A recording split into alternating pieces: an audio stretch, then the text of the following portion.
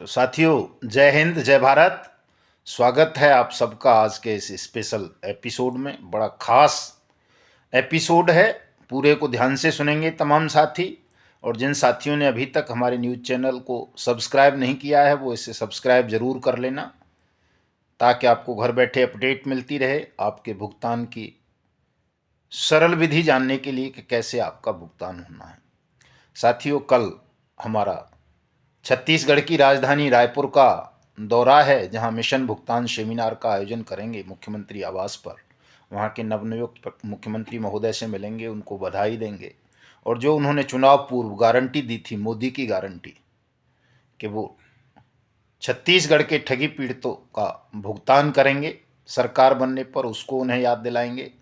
और भारत के प्रधानमंत्री जी को, भारत की सरकार को बधाई देंगे कि उन्होंने देश के 42 करोड़ ठगी पीड़ित जमाकर्ता परिवारों को भुगतान की गारंटी का अधिकार अनियमित जमा योजनाएं पाबंदी कानून 2019 के रूप में दिया।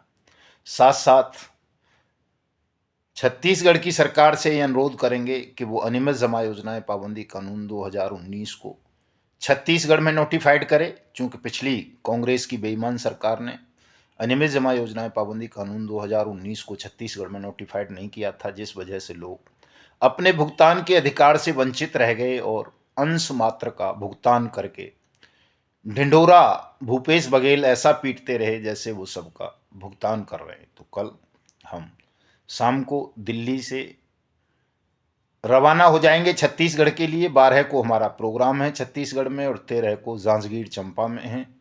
2 दिन का कार्यक्रम है छत्तीसगढ़ का प्रवास। हम दोनों साथी साथ रहेंगे। मेरे साथ हमारे राष्ट्रीय महासचिव और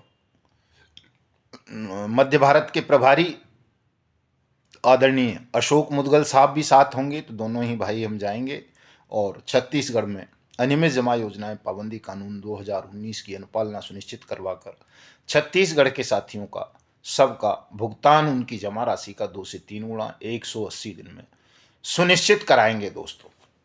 तो जैसा कि हमने आप सबसे एक वायदा किया था कि हम अनियमित जमा योजनाएं पाबंदी कानून 2019 की एक ऐसी किताब आपके लिए लेकर के आएंगे जो हिंदी अंग्रेजी दोनों भाषाओं में होगी। तो ये एडिशन आ चुका है दोस्तों। एक पेज पर इसके पर अंग्रेजी होती है तो उसके अगले पेज पर हिंदी भाषा होती है और इस किताब का मूल्य 200 रुपये है। जिन भी साथियों को ये चाहिए वो हमसे मंगवा सकते हैं। जिन्हें केवल अंग्रेजी की चाहिए, ये है ही 100 रुपये वाली पुरानी किताब, जिसको भी मंगवानी है ये भी मंगवा सकते हैं, ये भी मंगवा सकते हैं। और साथ में ये नई, इसको अंग्रेजी में वैसे क्रिमिनल लॉ मैनुअल बोलते हैं, लेकिन चूंकि अभी नया कानून आ गया है देश में, आईपीसी, सीआरपीसी और भारतीय साक्ष्य अधिनियम को बदल दिया गया है, तो ये वो नया क्रिमिनल मेजर लॉ भी आ गया है छप करके। अब नए सिरे से नए तरीकों से तमाम कानूनी कार्रवाई होंगी। तो आप ये मंगा सकते हैं हमसे, कोई भी साथी जिनको ज़रूरत हो, और ख़ास तौर से जो हमारे ठगी पीड़ित जमाकर्ता परिवार तपजप संगठन के पदाधिकारी हैं, उन सबको ये हमारा अनियमित जमा योजनाएं पाबंदी कानून वाली अंग्रेजी और हिंदी वाली किताब अवश्य 10-10 पीस मंगा लेने चाहिए। आप बाजार से भी खरीद सकते हो, कोई ज़रूरी नहीं है हमसे खरीदें, आपको वहाँ से भी उतने ही पैसे में मिलेगी। हमारे यहाँ से भी मंगवाओगे तो हम भी उतने ही पैसे में आपको भेजेंगे, चूँकि इसके पीछे हमारा कोई व्यावसायिक उद्देश्य नहीं है। हम हमेशा मिशनरी भाव से काम करते हैं। तो जो चीज़ बाज़ार में आपको जिन दामों पर उपलब्ध है वही हमारे यहाँ से भी उतने में ही आपको मिलेगी। तमाम साथी इसे इसलिए मंगा लें चूँकि कई अधिकारियों को नहीं पता इस एक्ट के विषय में। तो जब एक्ट की बुक देते हो तो अधिकारी चुप हो जाता है, चूँकि दोस्तों बहुत कम साथी समझते हैं इस बात को कि कोई भी एक्ट तभी पब्लिश होता है जब वो देश में लागू कर दिया जाता है, और जब एक्ट पब्लिश हो जाता है तो उसके क्रियान्वयन से कोई भी अधिकारी इनकार नहीं कर सकता। और अगर वो इनकार करेगा तो ऐसे अधिकारी के खिलाफ दंडात्मक, प्रशासनिक और उसके सर्विस रूल्स के मुताबिक कार्रवाई हो जाती है, उसको पनिश्ड किया जाता है, दंड दिया जाता है। तो जब आप एक्ट की किताब अधिकारी के समक्ष रख देंगे तो वो ये नहीं कह सकेगा कि साहब मेरे यहाँ ये एक्ट लागू नहीं है या मैं नहीं मानता हूँ इसको, उसे वो मानना पड़ेगा। इसलिए हमारे तमाम पदाधिकारियों को 10-10 किताब जरूर मंगा लेनी चाहिए, ताकि वो अपने सक्षम, सहायक सक्षम अधिकारी, नोडल ऑफिसर और पुलिस ऑफिसर्स को इसे दे सकें। और ये इसलिए भी बहुत ज़्यादा ज़रूरी है दोस्तों, क्योंकि आज एक खबर आ रही है मध्य प्रदेश शाजापुर से, हालांकि वो खबर पुरानी है। पंडित जी जरा दिखाओगे उसको। वो खबर पीआईडी एक्ट में है, जो मध्य प्रदेश के निपेक्षकों का हित संरक्षण अधिनियम 2000 है, ये वाला आप देख पा रहे होंगे। इस पर किसी धूर्त ने या मूर्ख ने, क्या कहूं, या किसी शैतान के बच्चे ने नीचे ये भी लिख दिया है कि बट्स एक्ट के रुझान। तो दोस्तों ये बट्स एक्ट की खबर नहीं है, ये शाजापुर के कलेक्टर साहब हैं, जो सक्षम प्राधिकारी भी हैं पीआईडी एक्ट में, और बट्स एक्ट में तो सक्षम अधिकारी संभागीय आयुक्त हैं, मध्य प्रदेश में भी उत्तर प्रदेश में भी। तो जो कलेक्टर हैं दिनेश जैन साहब, उन्होंने निपेक्षकों के हित संरक्षण के लिए आदर्श क्रेडिट कोऑपरेटिव सोसाइटी लिमिटेड के एजेंट संजय सोनी, पिता गोवर्धन लाल सोनी, निवासी सोमवारिया की अचल संपत्ति कुर्क करने के आदेश पारित किए हैं। प्राप्त जानकारी के अनुसार आदर्श क्रेडिट कोऑपरेटिव सोसाइटी लिमिटेड के विरुद्ध स्थानीय व्यक्तियों द्वारा परिपक्वता राशि का भुगतान प्राप्त नहीं होने की शिकायत की गई थी। इस संबंध में कलेक्टर न्यायालय में प्रकरण दर्ज किया गया था।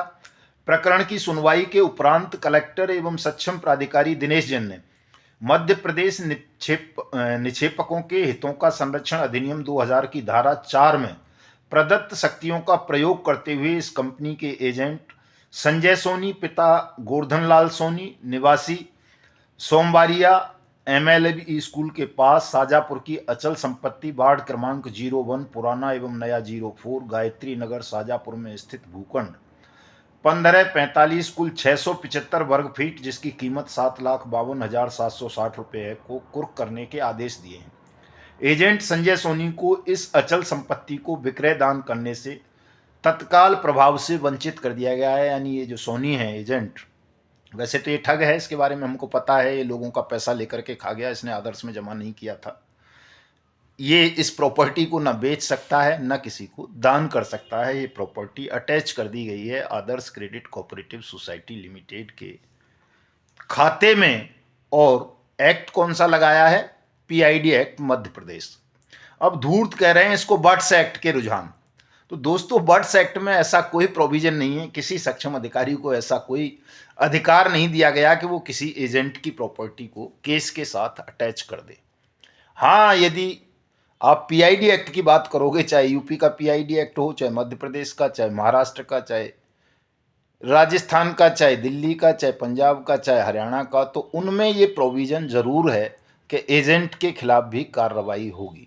लेकिन दोस्तों अब चूंकि अनियमित जमा योजनाएं पाबंदी कानून 2019 बट्स एक्ट अप्लाई हो चुका है देश भर में, तो अब जो 21 फरवरी 2019 के मामले हैं उनमें पीआईडी एक्ट के अंतर्गत कार्रवाई नहीं हो सकती, सेबी एक्ट के अंतर्गत कार्रवाई नहीं हो सकती, आरबीआई एक्ट के अंतर्गत कार्रवाई नहीं हो सकती, कंपनी एक्ट के अंतर्गत कार्रवाई नहीं हो सकती, और ये जो चिट फंड अधिनियम 1982 है इसके अंतर्गत कार्रवाई नहीं हो सकती, इनामी चिट और धन परिचालन स्कीम पाबंदी अधिनियम 1978 के अंतर्गत कार्रवाई नहीं हो सकती।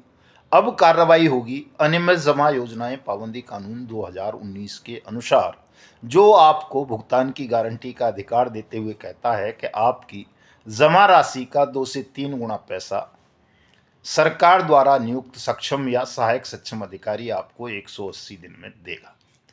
तो दोस्तों बड़ा कंफ्यूजन है। तो जो धूर्त मूर्ख किस्म के लोग हैं जो अपने निहित स्वार्थों की पूर्ति के लिए भुगतान की गारंटी के अधिकार अधिनियम बट्स एक्ट 2019 का विरोध करते हैं, वो आमतौर पर इस तरह की खबरों को भी बट्स एक्ट में समाहित कर देते हैं और उनको बट्स एक्ट को दुष्प्रचारित करते हैं ताकि आप अपने भुगतान के अधिकार से वंचित रह जाएं। इस चीज़ को बहुत गहराई से समझने की ज़रूरत है तमाम लोगों को, अन्यथा दोस्तों आप ऐसे ही ठगे जाते रहोगे, पिटते रहोगे, पिटोगे भी। आज देखा होगा आपने वो लम्फट जो ठगों का एक संगठन है ऐसे एजेंटों का, जिसने देश के लाखों निवेशकों से पैसा तो लिया लेकिन सहारा समूह की क्रेडिट कोऑपरेटिव सोसाइटी में या क्यूसॉप में या किसी और स्कीम में निवेश नहीं किया, खुद लेकर के खा गए। और जब बट्स एक्ट लागू हुआ देश में तो उनको लग गया कि हम तो सब जेल चले जाएंगे, चूँकि हमारे पास तो कोई प्रमाण नहीं है, हमने कोई पैसा नहीं दिया। तो उन्होंने ये कौन सा जन आंदोलन संघर्ष न्याय मोर्चा बनाकर बट्स एक्ट की खिलाफत करनी शुरू कर दी और लोग उनके भी झांसे में आ गए। आप इतने भोले हैं, इतने दिग्भ्रमित हैं कि आप ऐसे लंपटों के, धूर्तों के झांसे में भी आ जाते हो और उनके पीछे भी लग लेते हो। जो बेईमान एजेंट हैं उनका लगना तो समझ में आता है, लेकिन आज मैं देख रहा था कि 300-400 लोग रामलीला मैदान के बाहर इकट्ठे हुए। वहाँ की कोई परमिशन नहीं थी, कोई इन्फॉर्मेशन नहीं थी, कोई बुकिंग नहीं थी। मैं कई दिनों से कह रहा था कि भाई रामलीला मैदान में कार्यक्रम तब होते हैं जब रामलीला मैदान की प्री बुकिंग करानी होती है पैसे दे करके। आपसे पैसा ले रहा था खूब, वो किसी से 1000, 10,000, 20,000 तक लोगों ने आपने भेजे उसको कि आंदोलन करेगा, आंदोलन करेगा।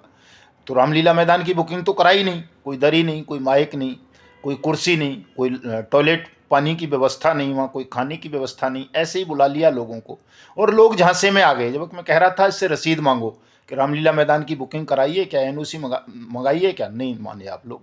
पहुँच गए। ऐसे भी कई साथी पहुँच गए जो निवेशक थे 2-4, और उनमें से एक बुजुर्ग को काफ़ी चोट भी लग गई, चूँकि गैर कानूनी ढंग से इन लोगों ने वो वहाँ आयोजन किया था केवल अपनी नेतागिरी चमकाने के लिए, अपने निहित स्वार्थों की पूर्ति के लिए। आपने जो धन इनको चंदे के रूप में भेजा देश भर से, उसको पचाने के लिए, हड़पने के लिए। अंजाम क्या हुआ? कह रहे थे कि साहब 10 जनवरी को दिल्ली जाम कर देंगे, 2 लाख से ज़्यादा निवेशक आ जाएंगे। निवेशक कहाँ से आएंगे? बेईमान एजेंट आएंगे, चूंकि वो बेईमान एजेंटों का संगठन है। ऐसे एजेंट जिन्होंने पैसा लेकर जनता का खा लिया और कंपनी में जमा नहीं किया, और उन्हें अब लगता है कि यार बट्स एक्ट के अंतर्गत अगर निवेशक अपने भुगतान का दावा करेगा, तो जब निवेशक भुगतान का दावा करेगा तो सक्षम अधिकारी नोटिस करेगा कंपनी को, और कंपनी कहेगी, चूंकि सहारा तो चल रहा है अभी ऑन रिकॉर्ड तो कागजों में, तो वो तो कहेगा कि इस निवेशक का तो पैसा ही मेरे यहाँ जमा नहीं है। वो जो डिफिशियंसी और उसकी प्रॉब्लम सीआरसी पोर्टल पे भी जो आ रही है आप देख पा रहे होंगे। तो जब वो कह देगा कि इसका पैसा ही मेरे यहाँ जमा नहीं है, तो एजेंट को ही पकड़ा जाएगा, जिस एजेंट ने आपको फर्जी रसीद या फर्जी बॉन्ड दे दिए, शुक्ला जैसे लोगों को या और जो भी उसके साथ लगे हुए हैं उसके संगठन में। तो ये तो सब फंस गए, गए जेल। तो जेल जाने के भय से वो बट्स एक्ट की ही खिलाफत करते हैं। आज भी वो सहारा सीआरसी पोर्टल का ही राग अलाप रहे थे, जो अपने आप में एक गैर कानूनी कृत्य है। सीआरसी कोई भुगतान एजेंसी नहीं है। मैं बहुत दिनों से आपको ये बात समझा रहा हूँ। सुप्रीम कोर्ट ने फैसला, एक अनुचित फैसला कर दिया, दबाव में आकर के कर दिया सरकार के में, और सरकार भी चाहती नहीं थी कि बट्स एक्ट में लोग ज़्यादा जाएं, लेकिन अब जब मजबूरी बन गई सरकार की कि करोड़ों, 12 करोड़ से ज़्यादा लोग बट्स एक्ट के अंतर्गत आवेदन कर चुके हैं भुगतान का, तो सरकार ने स्वीकार कर लिया, सभी जगह स्वीकृति दे दी कि भाई चलो BUDS act apply, BUDS act के तहत भुगतान करो, और भुगतान होने भी आरंभ हो गए। लेकिन ये जो लोग हैं फर्जी किस्म के आंदोलनकारी, ये आपको गुमराह करते रहते हैं और आप इनके बहकावे में आकर अपना नुकसान कर बैठते हैं, उन लोगों का भी नुकसान करवा देते हैं जिनका भुगतान होना चाहिए था। ये जो आज का फेक आंदोलन था, फर्जी आंदोलन था दोस्तों, इस आंदोलन के कारण सहारा के करोड़ों निवेशकों का बहुत भारी नुकसान हो गया है। अब आपके भुगतान में एक बड़ी बाधा आ जाएगी इस फेक आंदोलन के कारण, चूंकि ये सब लोग, सब नहीं तो इनमें से 99% लोग अवैध थे, गैरकानूनी लोग थे, स्वयं दोषी थे, जो लोगों का पैसा लेकर के स्वयं खा गए, कंपनी में जमा नहीं किया। आपको इन तमाम चीज़ों को गंभीरता से समझना चाहिए, चूंकि केवल और केवल बट्स एक्ट ही ऐसा कानून है जो आपको भुगतान की गारंटी का अधिकार प्रदान करता है, और कोई रास्ता आपके पास नहीं है। आप सुप्रीम कोर्ट चले जाओ, हाई कोर्ट चले जाओ, लिक्विडेटर अपॉइंट करा लो, सीआरसी चले जाओ, कहीं भी चले जाओ, आपका भुगतान नहीं होगा।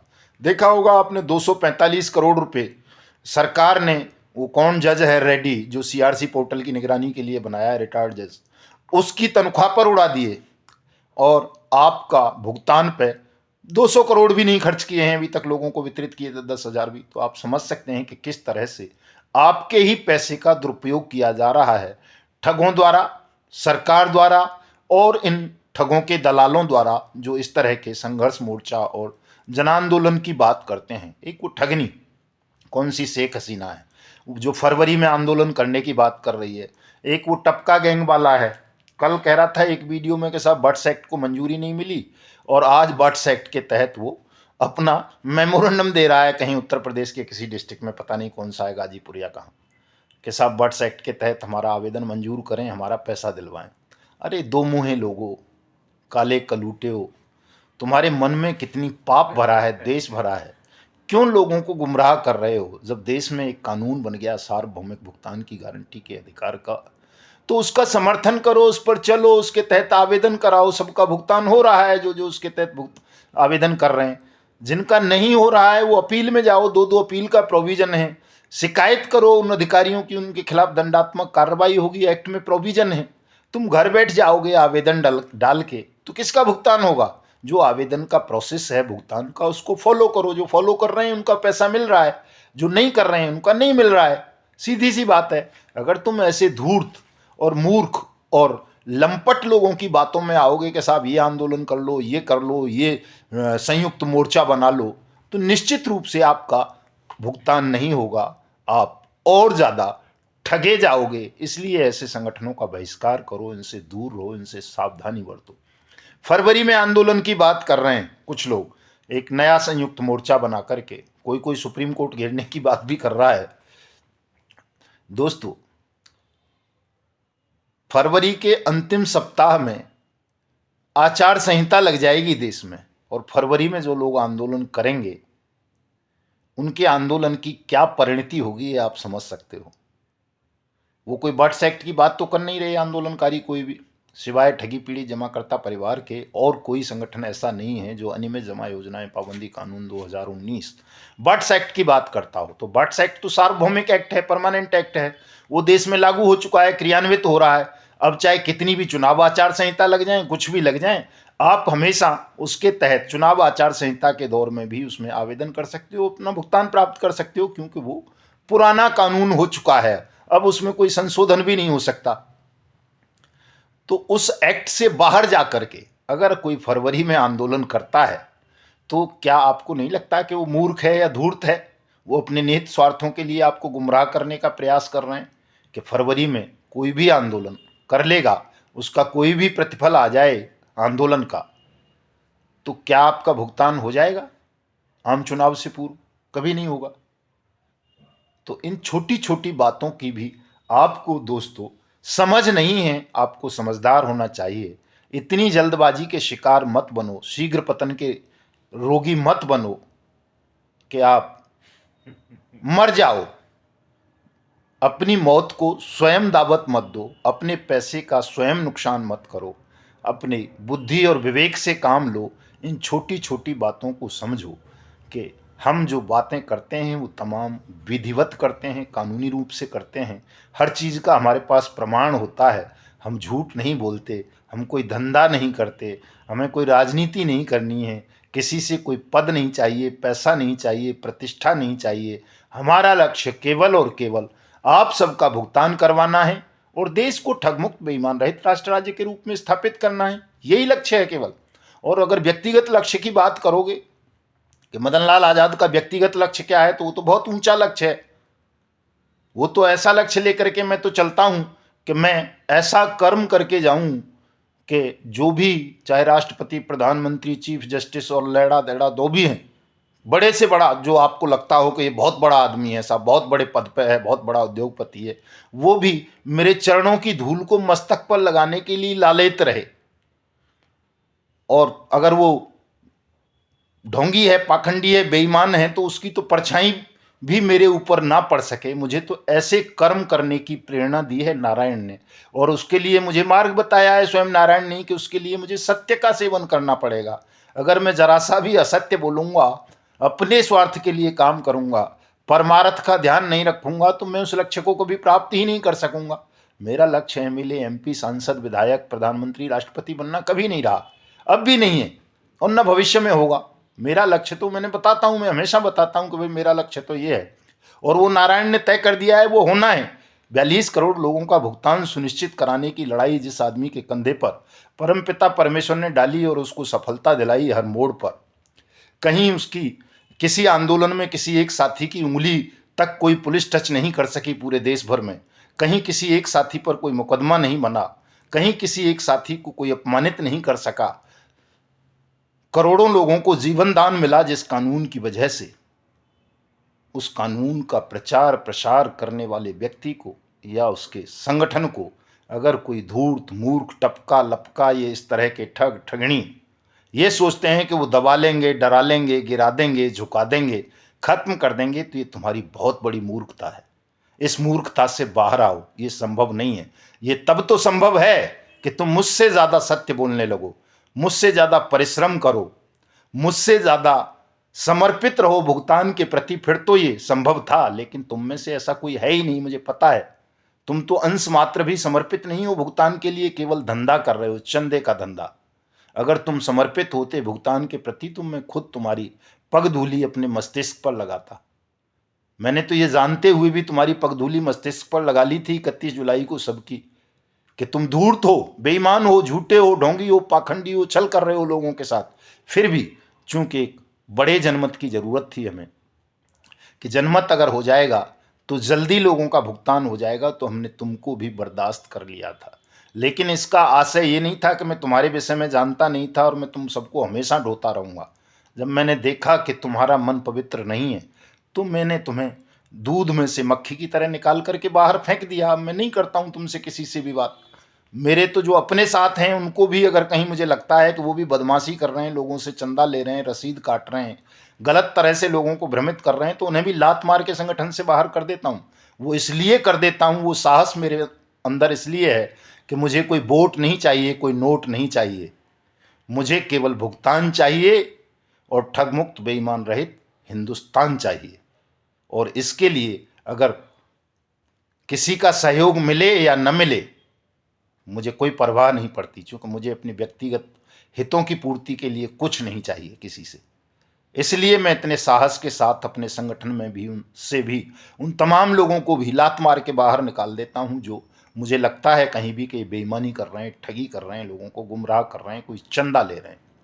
मेरे यहाँ बिल्कुल ईमानदारी का काम है दोस्तों, और ईमानदारी के साथ मैं आज पुनः घोषणा करता हूं कि आप सबका भुगतान अनियमित जमा योजनाएं पाबंदी कानून 2019 के अंतर्गत आपकी जमा राशि का 2 से 3 गुना कराएंगे। चाहे आप सहारा समूह वाले हों, पीएसीएल पल्स वाले हों, टोगो रिटेल मार्केटिंग वाले हों, जीसीए मार्केटिंग वाले हों, करम भूमि, Kalpataru, Kalpavat, Kalpa Varsha, bike boat, hello taxi, top ride, science city, future maker, rose valley, pinecone, Adarsh, Navjeevan, Sanjeevan, trinity, Janshakti, कैमुना, अल्केमिस्ट इत्यादि इत्यादि।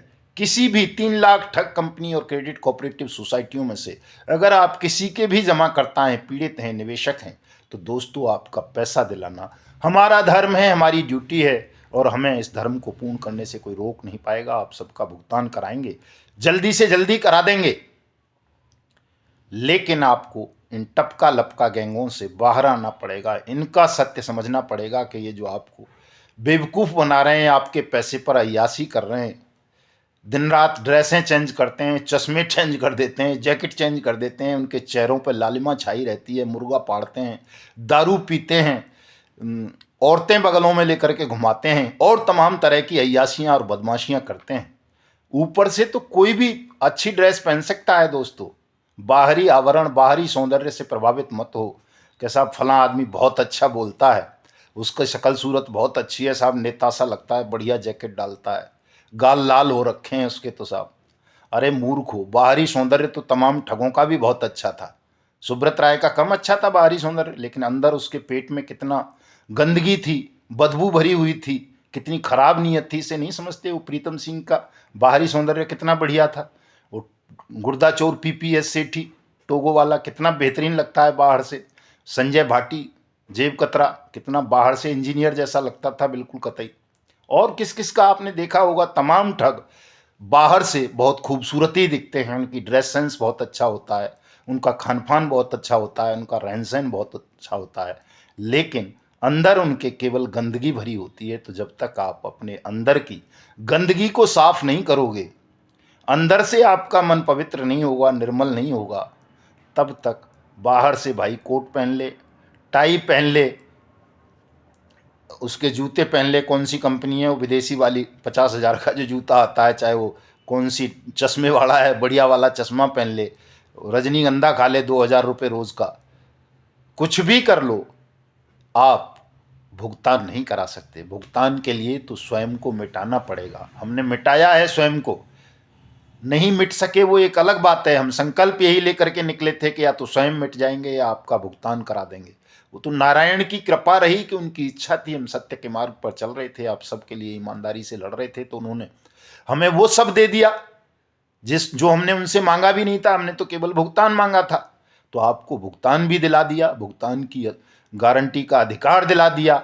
और नारायण ने उसके साथ साथ हमें भी बोनस रूप में बहुत कुछ दे दिया, ऐसी ऐसी चीज़ें दे दी जो मनुष्य कल्पना भी नहीं कर सकता। ये कपड़े, जूते, लत्ते, चश्मे, ये सब क्या होता है? कुछ भी नहीं है, ये तो मलमूत्र जैसी चीज़ें हैं। कोई भी ठग बेईमान भी इनको तो प्राप्त कर लेता है, लेकिन हमें जो दिया है परमात्मा ने, वो अपनी बराबर में बिठा लिया बिल्कुल हमें तो उन्होंने। तो दोस्तों, इन तमाम चीज़ों को समझने की आवश्यकता है आपको।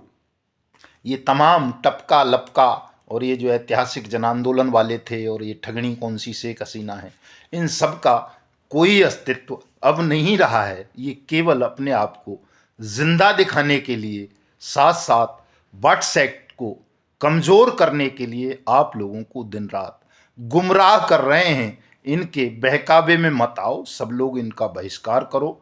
ठगी पीड़ित जमाकर्ता परिवार की सदस्यता लो। 1 रुपये की बात करता हूं मैं हमेशा, 1 रुपये की। और अगर आप वो भी नहीं दे सकते हो तो कोई बात नहीं, उसकी भी कोई वो नहीं करता। मैं किसी से ये नहीं कहता, वो कह रही ठगनी कह रही है जी हर जिले में मुझे 11 लोग तो चाहिए एक्टिव मेंबर, राष्ट्रव्यापी आंदोलन करूंगी। तो जो आप मरे मराए लोगों से भी, ठगे ठगाए लोगों से भी, जैसे गिद्ध मुर्दा पशु का मांस खाता है, वो आपका मांस खून पीछने चूसने की आज भी नीयत रखते हों, हर समय उनका जोर उसी थैम्बल पर रहता हो कि साहब ये मेरा अकाउंट है, ये मेरे संगठन का वो है, इसमें पैसा भेजिए, आप समझ सकते हैं कि वो गिद्ध से भी ज़्यादा घृणित लोग हैं, जीव हैं। इनके बहकावे में मत आओ, जो दिन रात यही रोना रोते रहते हैं कि साहब हम घाटे में चले गए, आंदोलन के लिए पैसा नहीं है, सुप्रीम कोर्ट की रिट के लिए पैसा नहीं है, इसके लिए नहीं है, उसके लिए नहीं है। ऐसे लोगों के झांसे से बाहर आ जाओ दोस्तों। आप सबका भुगतान तय हो चुका है। 30 जनवरी को आप सब दिल्ली पधारो, आपका स्वागत होगा, सत्कार होगा, भोजन पानी की व्यवस्था रहेगी, कोई आपको टच भी नहीं कर पाएगा। और जो जो इस काम में आएंगे, प्रधानमंत्री जी का धन्यवाद ज्ञापित करने के लिए, उनका आभार व्यक्त करने के लिए, उन सब का भुगतान हम सुनिश्चित करेंगे। देश का कानून सुनिश्चित करेगा, नारायण सुनिश्चित करेंगे। मिलते हैं कल, रायपुर से ही मिलेंगे, संभवतः एयरपोर्ट से कल वीडियो बनेगा। दोनों साथी फिर इसी तरह से। जय हिंद, जय भारत।